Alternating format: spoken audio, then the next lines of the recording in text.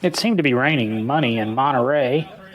Will the EV movement short circuit with the government taking thousands of dollars away from consumers? Seems many cargo vans are going away. And the internet wins while a dealer loses. Lots on this episode of No Driving Gloves. Stay tuned for John and Derek. 17, 18.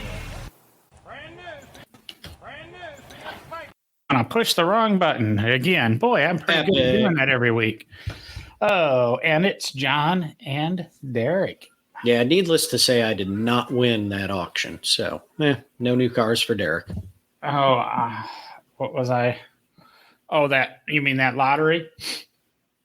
No, the auction that was going off in the background. Oh, on the intro. I was bidding, but I didn't win. So, I was going to say I was listening to Farah on a podcast today, and he crossed a guy in Monterey at I think he was at the Quail, maybe. And the dude has a collection of 75 fairly nice cars and that. I guess Farah was saying he's 25 years old, and at 23, he won $800 million in the Powerball while he was a Target employee. Oh, hey, there you go. So you figure one lump sum after taxes, he probably took home between $450 million. And yeah, he at least hasn't run out of money in 3 years.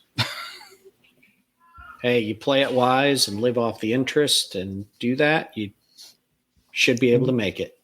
I can't quite decide if this kid's doing it that intelligently, because I heard he's got a couple Pagnotis, he's got a couple Koenigseggs, and that would eat up the interest of 1 year, just like a Koenigsegg. But it's been how long? 3 years, right? Right. I mean, if he's made wise investments, things like that, you never know. I mean, if he's making, intelligent investments and making in that 6 to 8% range, he's doing, okay. Yeah. I guess that would be 400. Well, at 5%, that would be $20 million a year. He had to put another 60 on top of it. Mm-hmm.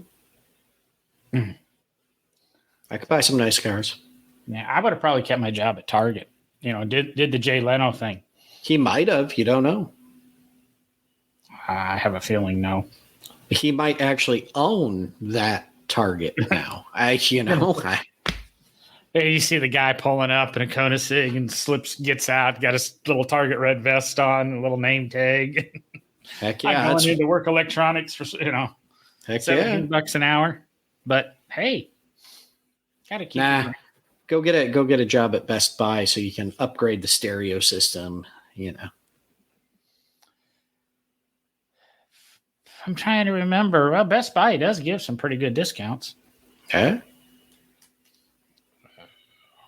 So let me get over here to my outline of the show, because we're trying to do this all professional-like. We're trying to be professionals. Oh, yeah. In the unprofessional world of podcasting. Yes, and we'll jump right into I don't have sound effects with me tonight. Bitch of the week from Derek. Derek, what's bothering you? Everything. Literally everything, John. Mm-hmm.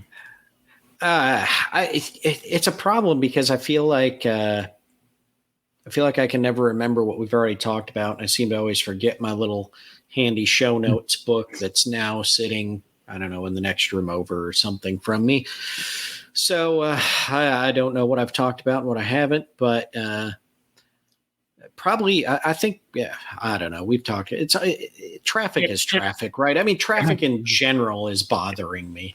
I say, should we put columns in the Trello? Derek's bitches, John's bitches, and you just keep track. Yeah, we need to keep track of them, because I feel like we were too repetitive, But you know what? Seeing auctions is the topic this week, and I don't know that we always have to gripe about traffic or the way people drive. I think we can open this up to other things. No, it's automotive bitches. It's automotive, exactly.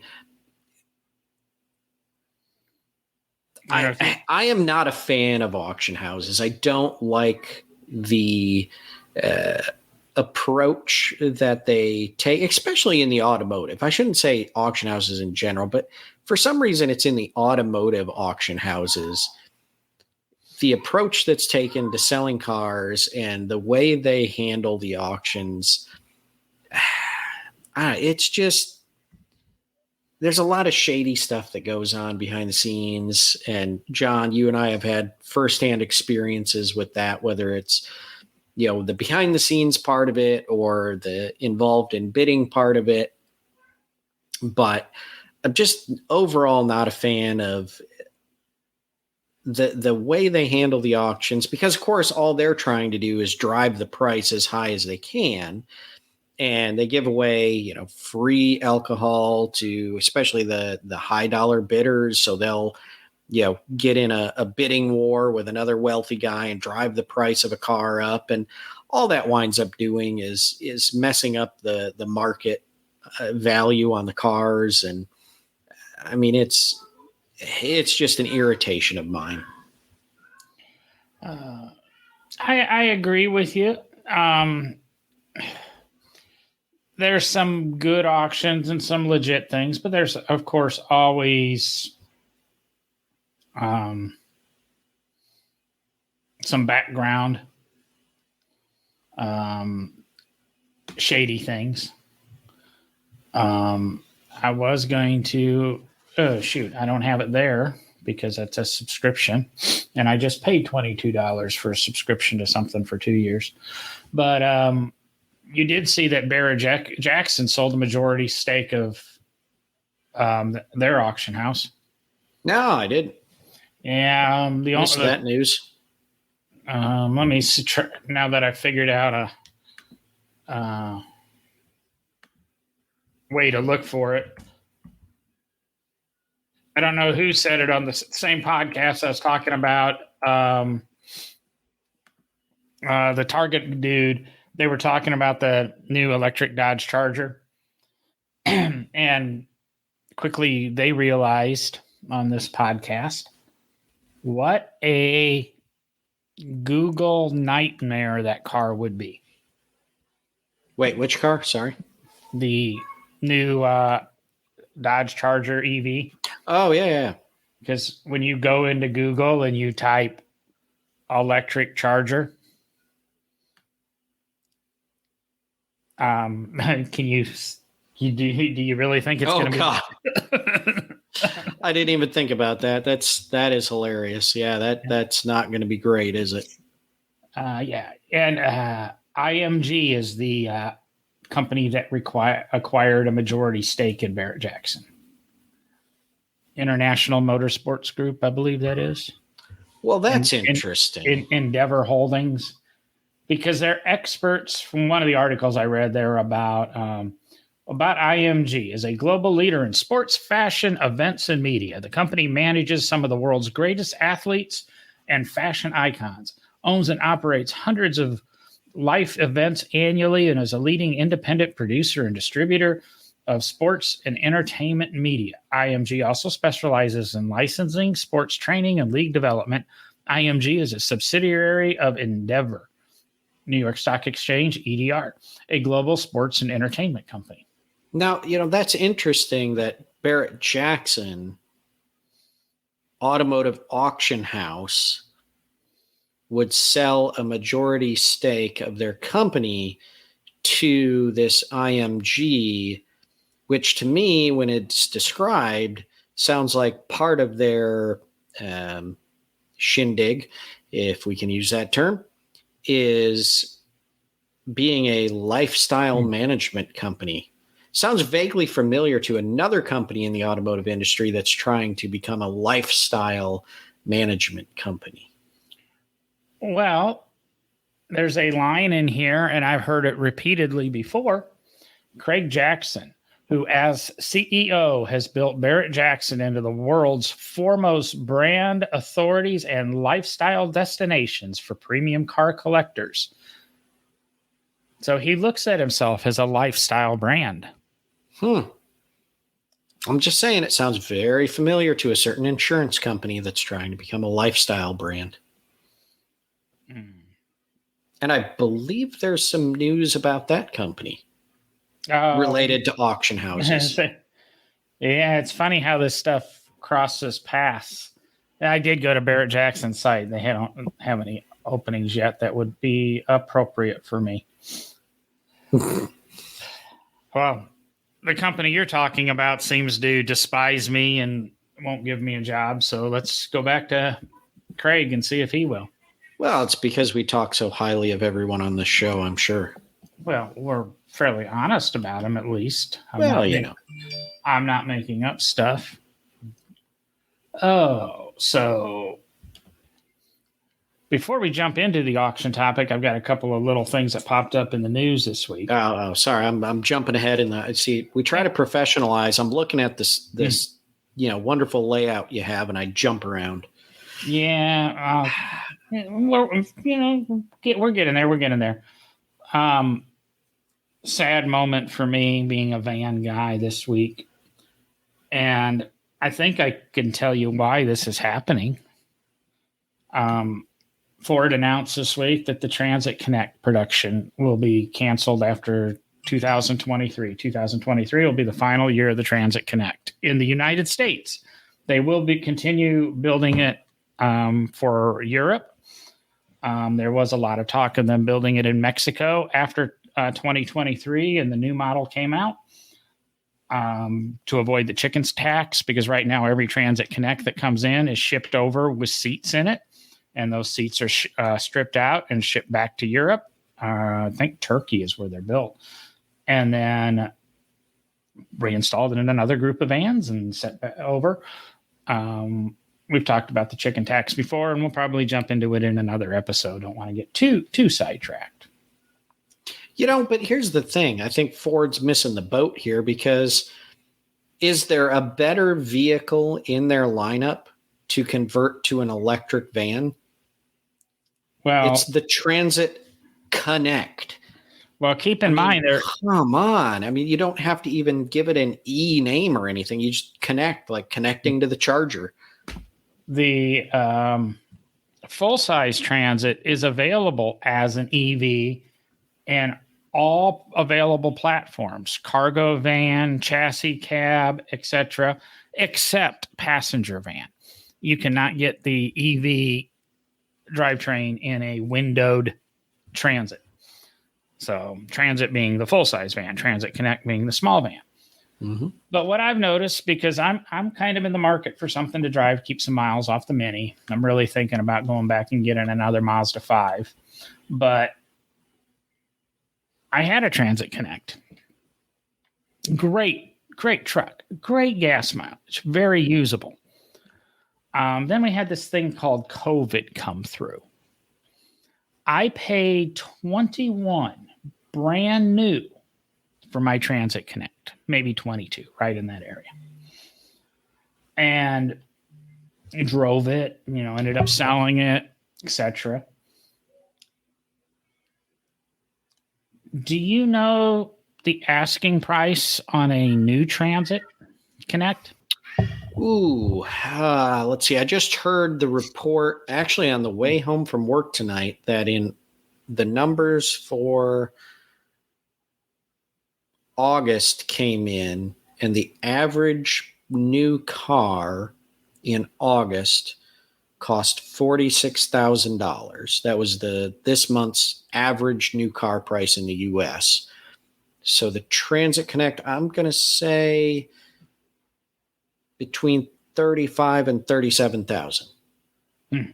I haven't seen a new Transit Connect available for sale for less than 40 grand. Dang. I was close. This is the van that I paid 50% of that money for in 2018, 4 years. Should have held on to it. I should have. Yeah. Do you know what a 2018 Transit Connect with, say, 80,000 miles sells for? 30 to 32,000. You're right. Boom. I mean, It's ridiculous. I've finally, in the last week or so, I've come across 2 Transit Connect people. So they're the people vans, not the cargo vans. 2014s with low hundreds thousand miles, like 115, 120,000 miles, that are sub $20,000. When I had my Transit Connect 4 years ago, so they were only 4-year-old vans, a 2014 Transit Connect people, $13,000 to $14,000 all day long.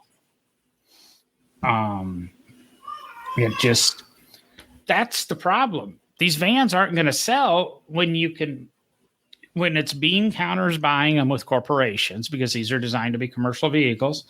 And I can get a full size van for $44,000, $45,000, or I can get the little van for $40,000.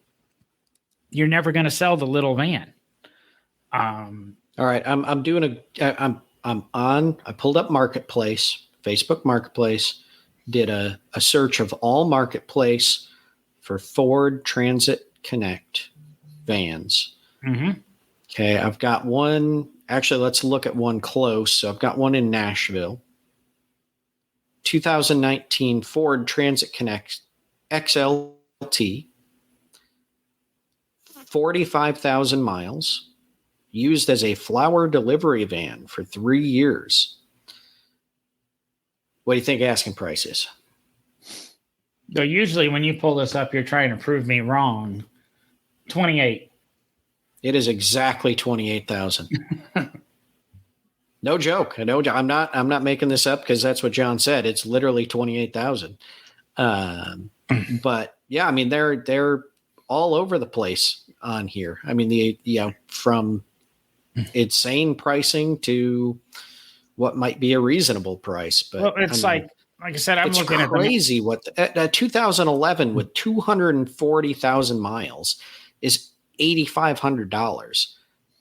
As you said, John, like pre-COVID, that would have been a $4,000 to $5,000 van. 4,500 to $5,000, because those were the popular. That was the previous body style. That was the popular van for van life people. Yeah, because they get 30 miles a gallon. They're small. They're easy to drive if you're doing the van life, and there's not a Walmart or something to park at. You can park them in a subdivision, and they don't look out of place. You can't really do that with your Prevost, but want to make a bet. It's still going to look out of place no matter what you do. But that's what, they're not priced correctly, but all of a sudden these little vans are going to go away. The rumor was that the next generation was actually going to be built like on a Maverick Bronco Sport chassis. Oh, yeah. Yep. Which was going to make it bigger anyway. I think ideally the Maverick should have been built on the Transit Connect chassis, and kept it a smaller front-wheel drive type unibody truck that way.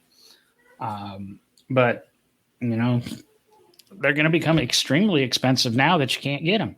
And 2 weeks ago, Mercedes announced that they were going to discontinue importation, hopefully that's a word, of the Metris, which is their... Discontinue or importation?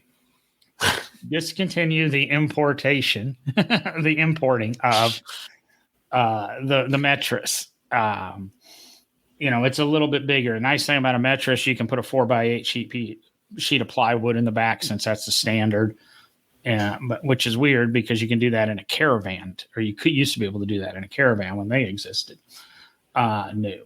You can still do it if you find it, whatever.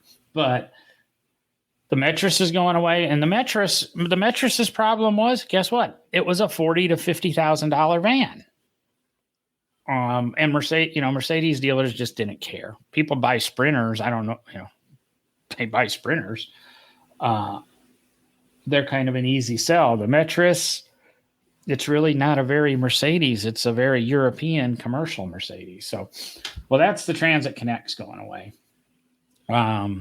The other big thing, and this is where the when it pours portion of the title comes in on this show. When the what portion comes in? Well, the name of the show. It rains, it pours. Oh, pours. I thought you said Porsche. No, I was like, we're not talking about Porsche tonight. Pours, Poors. Yeah. Part of this inflation prevention or whatever act that was signed into law this week. I've read rumors, saw it, that the EV tax credit is being reset for every manufacturer. Doesn't matter how many cars you've sold. Every electric vehicle is eligible for the $7,500 tax credit. And now it's not a tax credit on your income tax. You don't have to wait till you file your income taxes and get your $7,500 back then. It's an immediate $7,500 that basically I think you can surrender it to the dealership, take $7,500 off your electric car price. However, there's a lot of rules, and it's affecting a lot of cars and a lot of people. Have you read any of this stuff, Derek, on this one? I have read about as much as you just said, John. I have not done a deep dive. Well, just who qualifies for the revamped tax credits? Not everybody. Income, singles with incomes up to $150,000 a year and couples who file jointly who earn up to $300,000 qualify for it on a new electric vehicle. That's a lot of people, John. Yes, but it's still putting a cap on it. It's trying to make electric manufacturers push the price of their cars or make their cars more available to people who make less than. You can't tell me most of the people buying Teslas make less than 150, 300, whatever. Yeah. Currently, the average price of an electric vehicle is $66,000. I don't believe that one. I would believe it's higher because I can probably count on one hand the number of cars you can buy, full electric vehicles that you can buy. Think about it. I mean, I just said that the average price of a new car for the month of August was $46,000. That's the average price of a new car with yes, those electric vehicles are figured in there, but the majority of those are internal combustion engines. So, electric vehicles are up there. I would agree that they're higher. You've got the Leaf, you've got the Mini E, and there might be one or two more. But the biggest electric car, the most popular, the biggest seller is the Tesla Model 3. Mm-hmm. And those rarely come in at less than 60, 65. So, and that's where the next, the requirements on the electric vehicles. Sedans have to be under $55,000 to qualify. This is as of January 1st, 2023. The income immediate. As of today, as of the time that bill was signed on Wednesday, the income came into play. Pricing of the vehicles comes into play on January 1st. Sedans have to be under $55,000, and trucks, vans, and sport utility vehicles cannot exceed $80,000, which again disqualifies just about every Tesla. Yeah, disqualifies the Lucid, disqualifies the Rivian. Disqualifies the Hummer. Can we go on? Barely keeps the Hyundai and the Kia in the game. But that's not the big deal. The big deal is, in order to qualify for any of the rebates, the majority of let's see here, to start the full tax credit, the car has to be assembled in North America.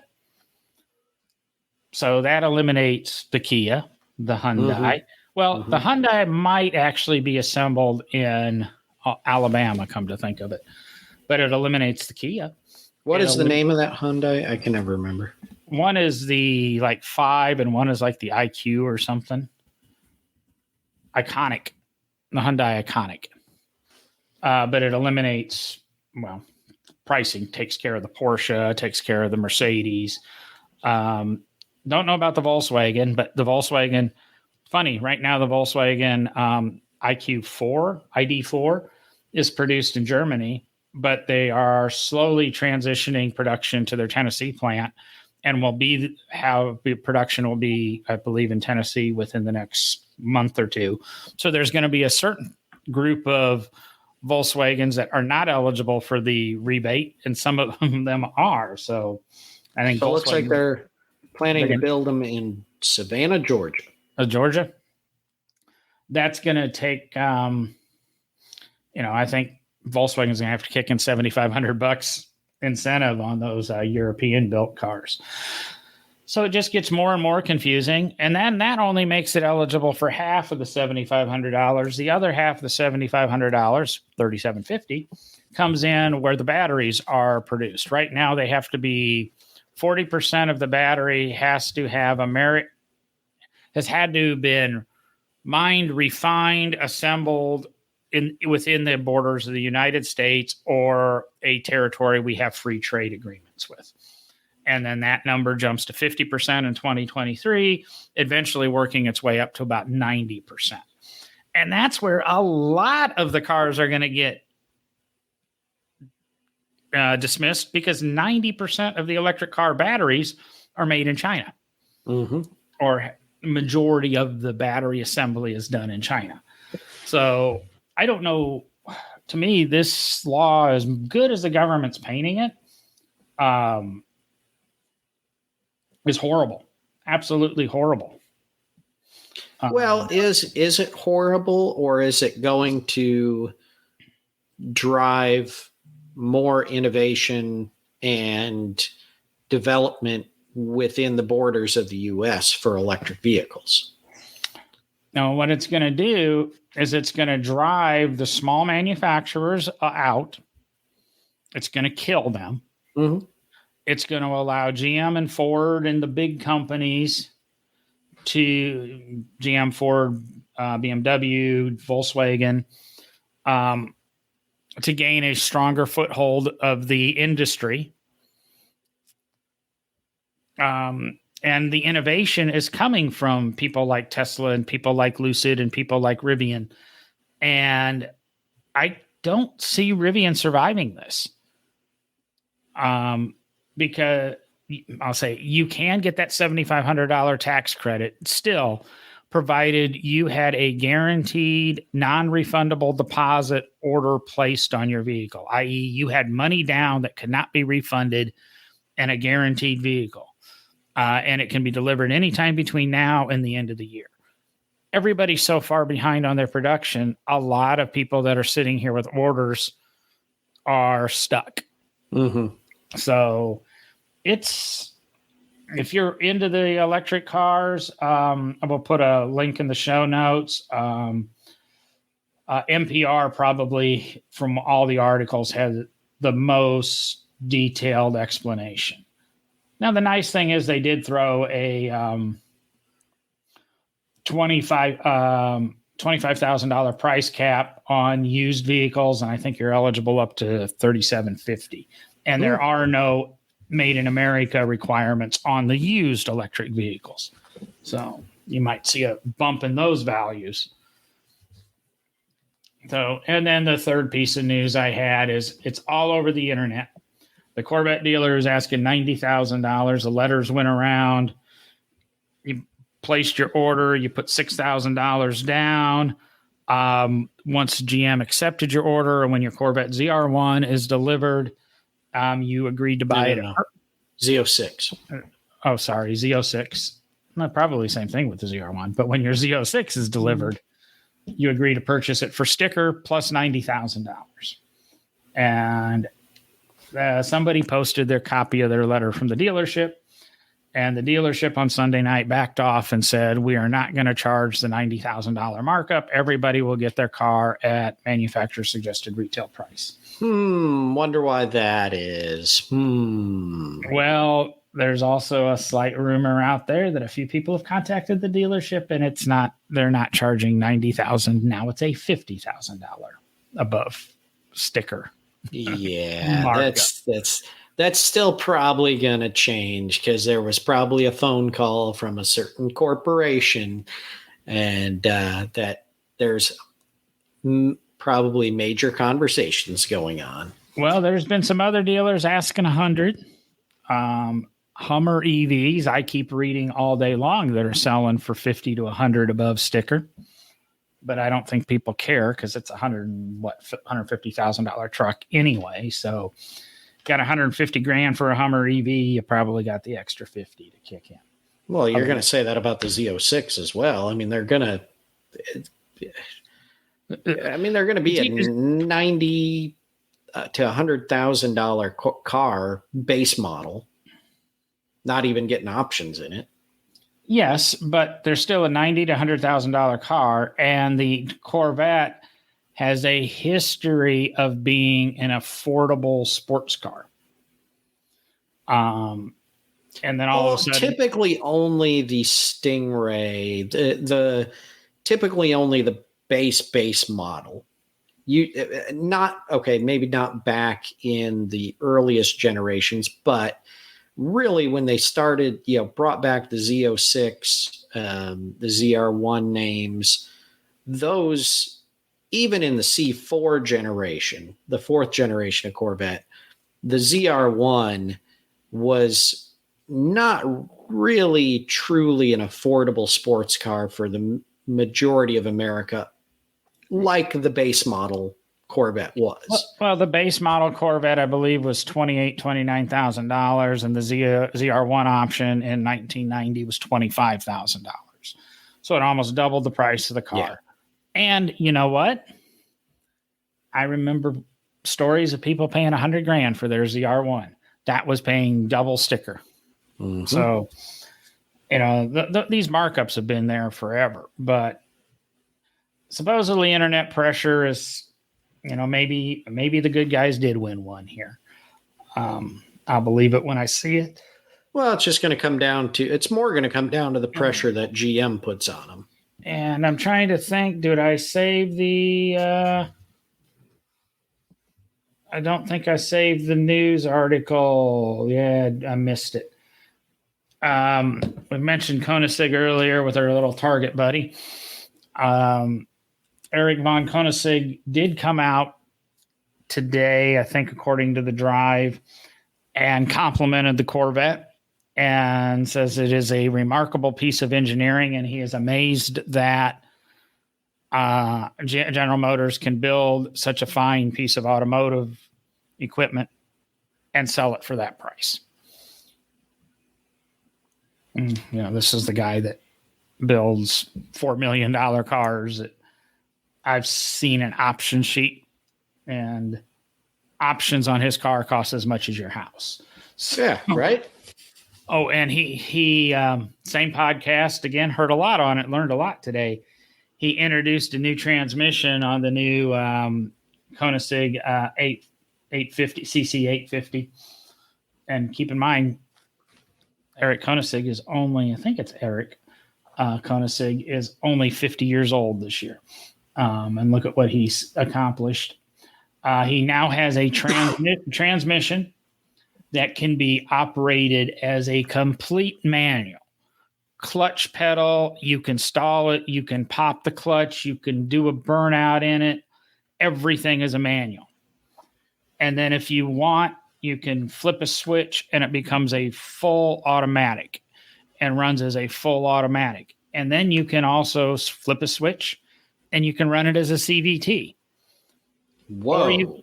Or you can run it as an automatic and then choose your gear choose your gear ratios. Sounds like one of the most complicated transmissions I've ever seen. I haven't read about it.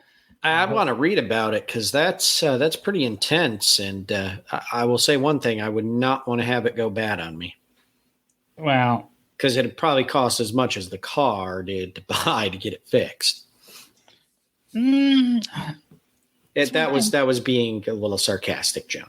No, I don't know if you're actually being sarcastic there. You might be right, but I was trying to think of if I've heard of repair costs on a Koenigsegg. so, You probably don't want to. well, again, they're $4 and $5 million cars, and something. I believe I saw some pictures from Pebble Beach. Of course, talk about the auctions and everything out at Monterey. Of course, Car Week was going on, Pebble Beach Concours d'Elegance. But I think I saw pictures from the Quail. I think it was the Quail event, and I noticed it looked like a Koenigsegg. I think it was a what was the one Koenigsegg one? Yeah. I think was on the field. I don't know if there was one on the field, but it was the Quail where they introduced the CC 850. It didn't look like. I just looked up the CC 850. I'm wondering if maybe they had a couple of them there to introduce it, like previous models. The CC 850 is celebrating the 50th birthday of Koenigsegg, and the first Koenigsegg was the C8. Yeah. So that's where the name comes from. So they probably had some of the earlier cars. But again, same podcast I was listening to talked about that one Geneva canceled. Every exotic hypercar, super hypercar, all of a sudden transferred to debut their cars at the Quail. So they got a big bump out of it. That's why Koenigsegg was there. And I understand Koenigsegg was right across the fairway from Kia. So it had to feel just like Geneva. Well, and the interesting thing, not trying to get off topic here too much, but took interest in the introduction of the actually unveiling the new DeLorean concept car out at Quail. Yeah, I saw that one did pop up out there also. Mm-hmm. I don't know if I quite understand it. I don't see any of the old DeLorean in it. And while I don't expect it to be a retro DeLorean, I would expect one or two styling cues. Well, it still has gull-wing doors. And that, to me, doesn't necessarily make a DeLorean, but that's what people remember about it. So before we jump into the last 20 minutes here and focus on our topic, what pisses John off car-wise? And like I said, it doesn't have to be driving. And there was a conversation this week. Matt Farrow was talking to Gordon Murray in a recent episode. And it's been explained to Matt that, and this Lexus told Matt this, that the reason analog gauges have gone away and everything has went to some sort of TFT, electronic display, is because the engines rev too fast for an analog gauge to keep up with it. And Gordon Murray's new car, whatever, the T40, is it? The sucker car, can rev to, is it 50,000 RPM, 30,000 RPM?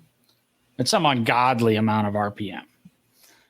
And it can zing up there pretty quick from what I understand. And Murray is using analog gauges, which got me thinking.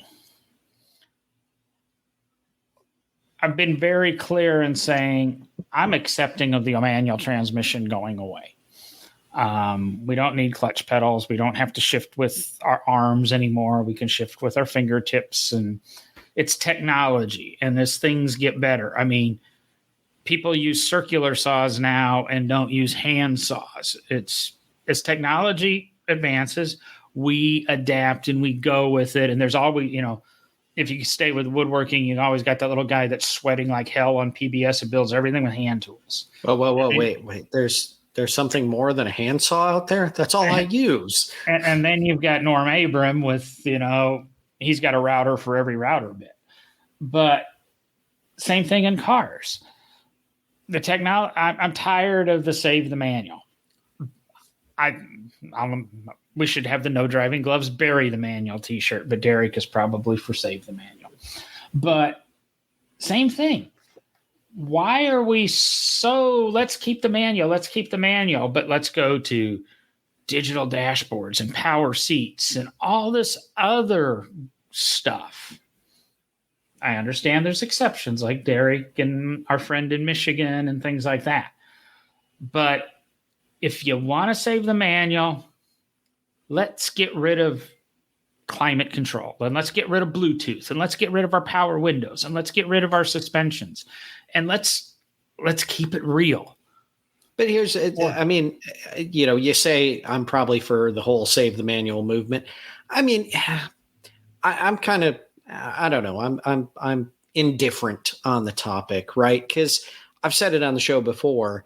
If I really just want to drive a manual transmission and I want to keep that experience of the what I refer to and some other people refer to as the true driving experience, where you're controlling really every aspect of the car. I'm going to drive one of the old cars. I'm going to drive something pre-computer, probably pre-fuel injection. Just because then it's more of a true driving experience to me. I'm not saying to everyone. I'm saying to me that, that's how I plan to, preserve the idea of the manual stick shift standard transmission, as it has been called over the years. But I'm not out there beating a drum saying we gotta have a manual transmission option in every car that's produced for the rest of time. Like that's no. I mean, as you say, John, technology progresses. I mean, in some ways it's sad. I mean, look at even just I'm a clock guy, right? I like clocks too. A lot of car people enjoy clocks. They're mechanical, gear driven, all of that, at least old ones. But most have moved to an analog or digital clocks, not analog, digital. Most people, and really the younger generations anymore, my nieces included, they really don't, and I shouldn't say it's not really negative, but a lot of younger generation and younger kids don't even understand how to read an analog clock. They only understand digital clocks. And it's the progression of time and the progression of technology. And as you say, John, it's just that we're getting better, hand tools to power tools and so on and so forth. Manual transmissions are hand transmissions. Automatics are power. It's a progression. Yeah, I wear an analog watch most of the time. Well, I don't own a digital watch. So if I wear a watch, it's an analog. And I go into these various stores now for my job and do my audits and that. And some stores you have to sign in with the time and that. And I look at my watch and some of these people that's not an iWatch. That's not it's not digital. Why aren't you looking at your phone? It's like you said, people are going, it's like, how do you even read that thing? I actually have I have analog watches and I have one digital watch that I do wear. It's the Samsung Galaxy, whatever it is. But every face that I have for it, guess what? It's an analog face. Yeah, and I bought an iWatch before, and actually a few weeks ago I ordered a new Apple Watch, and I ended up canceling the order because it was taking too long to ship. And got my girlfriend, or I'd say she's paying for it herself. I found the deal. Got her an Apple Watch, and she loves it. But I just can't bring myself to do that. I can't quite afford the mechanical watches that I want in that. So I'm in the happy medium of, some of the Seikos and that. But So you see, John, right there. So take that and go back to your car statement. See, you can't accept the move to the digital watch, and but you are accepting the move from a standard transmission to all automatic transmissions. It's just vice versa for some people. There are people out there that have fully accepted digital watches, but they're out there beating the drum that they want to save the standard transmission. I did come real close a week and a half ago.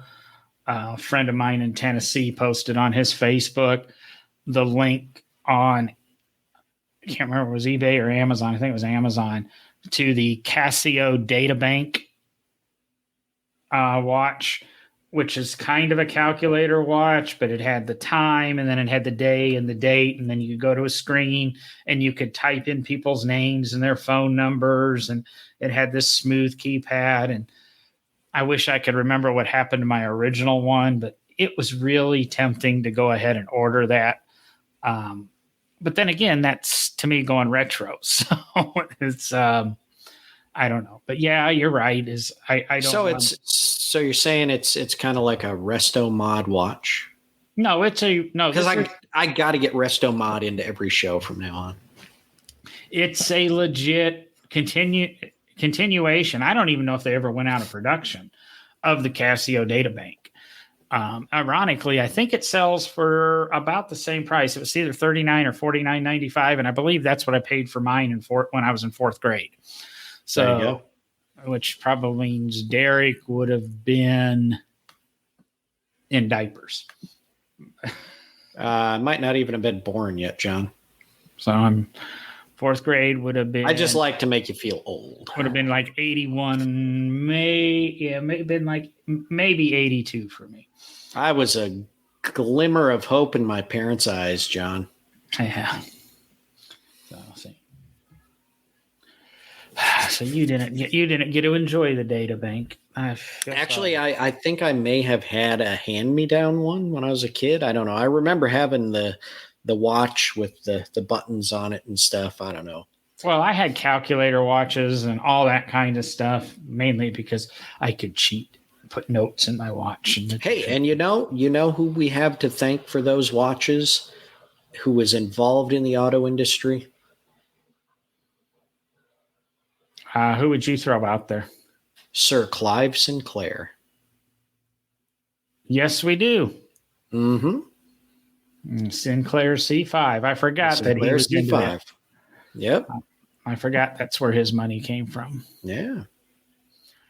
Oh, so we got 12 minutes. We can always bring things back to the auto industry, aren't we? Yeah. Well, everything revolves around cars. Exactly. But we did want to chat a little bit about the Monterey auctions. Some cars sold, some cars didn't. Some cars went for ridiculous prices. There we go, wrapped up.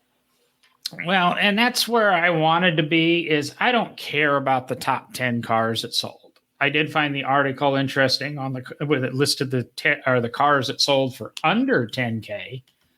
And somewhere those are my kind of cars. Yeah, somewhere I do have that list. Mm-hmm. And I believe there's only 5 cars on the list. I'm trying to think. Pontiac 56 Pontiac Star Chief ambulance 9900. This one I would have owned. I would love to actually own was the 95 Buick Riviera concept car for $9,900. That surprises me that any concept car that would go that. Let me start that over. That surprises me that any concept car would go for under $10,000. Just because there is a significance there of it being a concept, design car, right? I mean, and maybe it's just that it hasn't realized the following it needs to bring that price up. And I think that's where we're at. I mean, it's I've always thought it was a good looking car, but I think people that think of the Riviera either want the 60s Riviera or they want that kind of, I can't think of what body style that was from the 80s with the sloping deck lid type thing, very tail. But yeah, it's just a heavily underappreciated car, which I was thinking about with like the Aztec. And I saw another Aztec on the road today.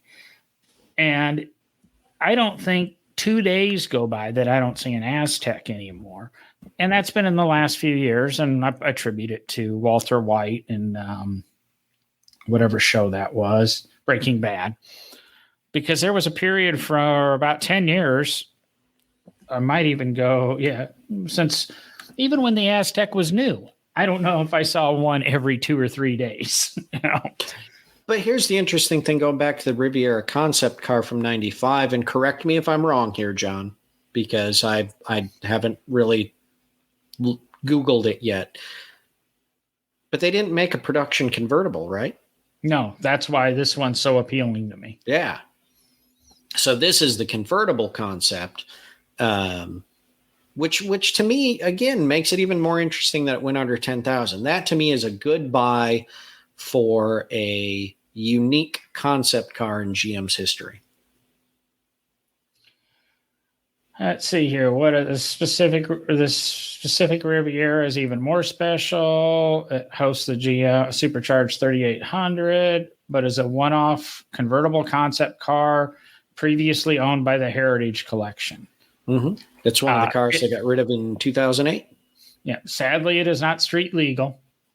And that's probably what hurts it a little bit. But you know what? With all the new VIN laws that we talked about a few shows ago, you might be able to make it street legal. I was going to say, I don't think it would be that hard to make this one street legal. Sorry, I had to throw that in there. Jason, we have a number of commenters tonight that we haven't even mentioned. I'm sorry. Appreciate all the comments from everyone. Jason's here. Phil was here. Stephen Brooks was here tonight with us. But Jason just commented that the man that designed the C7 Corvette also designed the Aztec. And yes, and hopefully he's a good friend of many of ours, and hopefully he will be on the show soon. So I've always been I'll be honest, I've always been a fan of the Aztec, and he introduced that body style, whatever, that basic shape of a car, and it's now being produced by many a company. Mm-hmm. And didn't I make a reference a couple of weeks ago that I think when I was in Mississippi there was an Aztec, and then there was like a newer Buick or Cadillac SUV parked right there, and they damn near looked alike in the overall silhouette and shape. Oh, yeah, just a modernized, tweaked version, right? So, analog watch. Sorry, I'm only on one. He's got monitor to catch tonight, up guys. now. Yeah. Derek distracted me even further. But see, I've got one monitor. I've got split screen going here, so I can have our Trello up. I've got our StreamYard up. I've got tabs open. I'm all over the place tonight. Yeah, I'm used to my four monitors and 2 additional computers. And let's see here, 59 American Motors Rambler Coupe for $99 or $93.50, 71 New Yorker Brougham for $8,800, 78 MGB, $8,250. That's an ugly rubber bumper one, but surprisingly, $7,700 for a 71 MGB Mark II chrome bumper car. That I might drive. And that's it. Mm-hmm. If you had no more than 10 grand, that was your choices. And I do think that was inclusive of the buyer's premium, because you don't bid 9,900, you bid 9,000, and then you pay 10%. So, and so, I mean, here's my take on it. I think I agree with you, John. The the top car for that for me, if I had the 10 grand to blow at the auction, would have been the Riviera concept car. And after that, it would have been the Pontiac Star Chief ambulance. I think those would have been my two that I would have gone after. Just because you say the Riviera is an interesting piece of GM history. And then the Pontiac Star, I just love the 50s era Pontiacs, the styling and all that. It's a great looking car.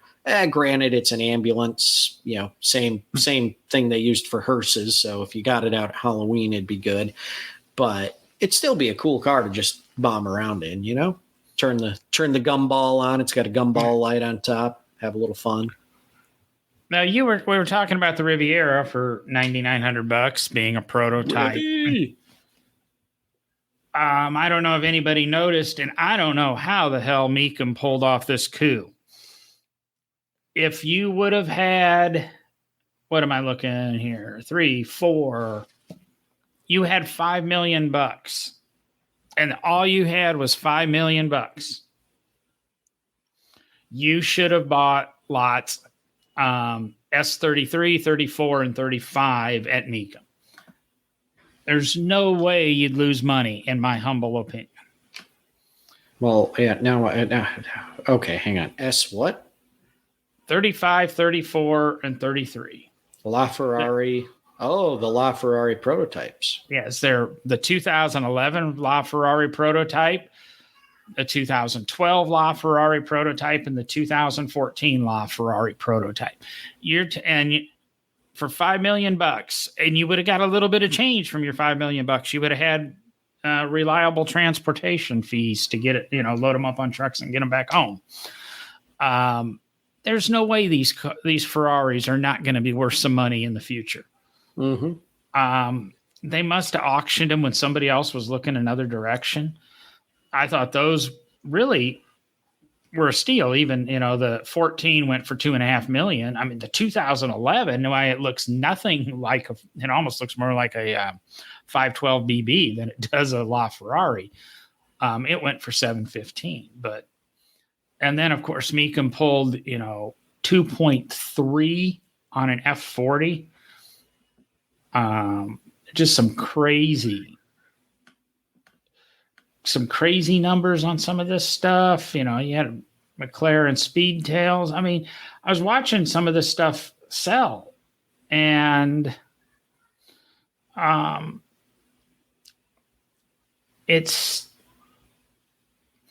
we made a comment back when the auction was at Barber's, and they were doing all these federal cars and seized cars, that the numbers seemed reasonable. And while I don't think these numbers are way out of line, it just seemed pretty heavy on a few of these cars. And it really does look like my generation has found their money and they are spending it. And the people a few years younger than me are. $577,000 for a 2001 R34 Skyline. I'm still hoping to find my money. Clearly, if I'm going to buy anything like this. That's my comment on the Monterey auctions. The money was there. It didn't seem crazy on a lot, but it did seem crazy on some. I don't know if we're sheltering money in cars, or with the economy going that way. There's always been talk cars and art when we go into a recession. Then you can go and watch, last, I'd say 40 years of car collecting. We go into a recession, the prices go up a little bit. We come out, you better be one of the first people to be getting out of the deal. But oh, there's your Marmon. Yeah, I was looking at the Marmon 16s. That's only $550 and $450. Really? And 1.182. On which? On a 16? Yeah. 31 Marmon 16 convertible coupe. The convertible coupe. Okay, that makes sense. Yeah. That's that one was basically 1.2. The 16 convertible sedan was 550, and the 16 Victoria coupe was 450. Interesting. What about and then the there was 16 limousine? Huh? What about S67, the limousine? 451. There you go. Yeah, I mean, that's, I guess Dad and I have always had a Marmon 16 on our wish list, but until we find one that is in desperate need of a restoration and isn't ridiculously priced because, it's a Marmon 16, we probably won't be having one. Yeah, there's the 2021 Mercedes-Benz AMG GT Black Series that sold for $473, and the local dealership, I think, had one on their lot, and I can't remember if it was $650 is what they were asking for it brand new.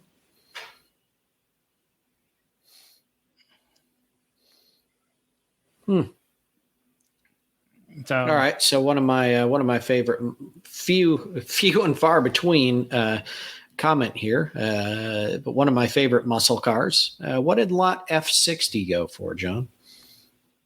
Seeing I'm not signed in, I can't remember. I'll have to. I know I had a login at one point. I'll have to go through the whole forgot lot my password thing. I got to find a search window for that, or you got to tell me what day it went. Just scroll down. It's on that first page.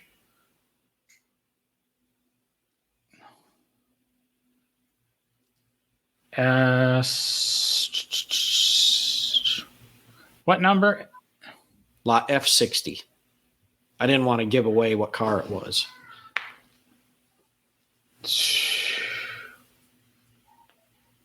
Just Control F on your computer and then F60. Not nearly as much as you think. Yeah, that's what I was hoping for. What did it go for? Why don't you make a guess? 725. Well, then it went for more than you thought. Well, no, I was guessing that because you said it went for less. So then I thought. Well, they are commonly referred to as $2 million cars. This one went for 1.1. 1.1. Okay, I was actually thinking about $1 million this year.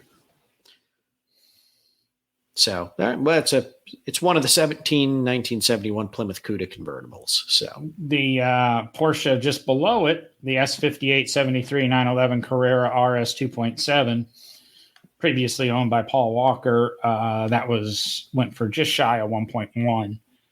And I didn't realize that 2001 Skyline I referred to was, driven by Paul Walker to promote the Fast and the Furious films. It didn't say it was owned by it was driven by. How much that bad boy go for? 577. 577. All right. Sounds like somebody in your house's approval of the Paul Walker. I guess. I don't know.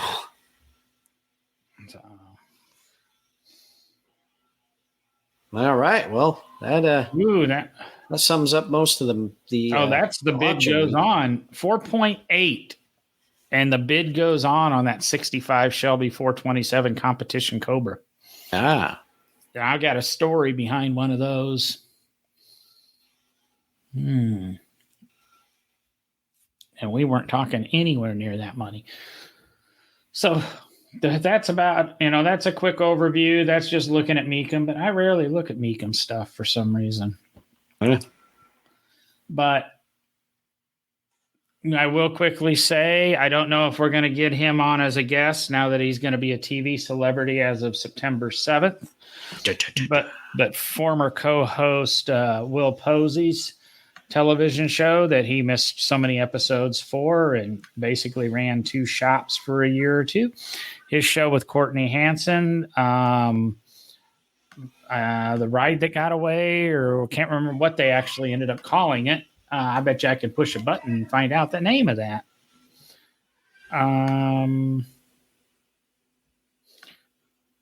There we go. Ride of Your Life is what they're calling it now. 2 weeks away, premieres September 7th on Motor Trend TV and Motor Trend Plus at 10 p.m. Eastern. So, You will get to see Will and Courtney and some of his fine work. Let's hope Will's highlighted a little bit more than Courtney. And I'm going to be honest, that's probably the first time I've ever said I want to see a guy on TV more than Courtney. But Will has that way about him. Oh, yeah. Sexy man right there. And if you want to find out more about that show, if I push a few buttons here, I can probably tell you where to go. I got to push that button, and I got to click that button. Well, I don't know. If you go to their website, it's kind of disappointing. They got the build team, Courtney Hansen, owner, executive producer, and host. And the only other person listed on that is Caleb R.J. Harris, which I remember Will talking about Caleb. Not that Caleb's a bad guy. I'm not saying that. But it's a little disappointing that Will's not listed on that build team. Wasn't Caleb... I got to change that. But wasn't Caleb the host of the first season of the show? Could be, maybe. I'm not sure. She's been horrible about updating that, but maybe I'm going to put this up to her, and I'm going to compliment Mr. Tony Watley. But if you go back to, we had Courtney Hansen on in episode 128. So that's how long ago he concluded. We did? Filming was 100 episodes of No Driving Gloves. Because we had Courtney on just after I think filming was done, and it was one of our longest interviews at the time because we had her for over an hour. But you can listen and hear about the ride that got away, and then whatever it's called now. But the biopic I have of her is of Tony Watley. So what? Say that again? Huh? How did that happen? I don't know. I'm going to have to go in and consider changing that. But again, episode 128, Courtney Hansen. You'll learn about the show that Will had a major part in. I was even asked to do some things for it, but logistically I couldn't put together my part.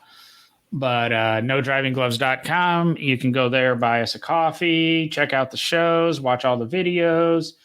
We've got a couple pages of some things we recommend. Again, we're slowly improving a few things. We're working. I've got a goal date where everything will be, and you'll think we're a professional podcast again. So, do you have anything else to chat about tonight, Derek? Oh, I got nothing. So, then I got to figure out a out button here. Phil saying the R34 craze is too crazy. That's Sir Posey, Jason, not Mr. Posey. Yes. Oh, Jason's asking, is your retro rod still on the table? Resto/rod still on the table? Well, we might discuss that in future episodes. Yeah. I'm seeing if there's anything.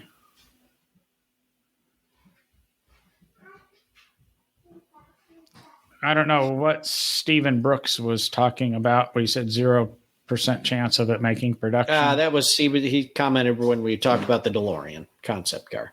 Oh. Yep. I don't know if I'll go with 0, but I'd still keep it in the single digits. 0 to 88 miles per hour. Oh, I pushed the wrong button. There's the button I want. Looking for a little. It was 88 miles per hour, right? Yep. I was actually listening to a retro podcast about Back to the Future 2 and 3 today. But I'm going to talk to you next week. Talk to you later, Jason, and everybody else, Phil and Bob. Thanks for joining us tonight. Yep. Again, this will drop audio on Friday. All right.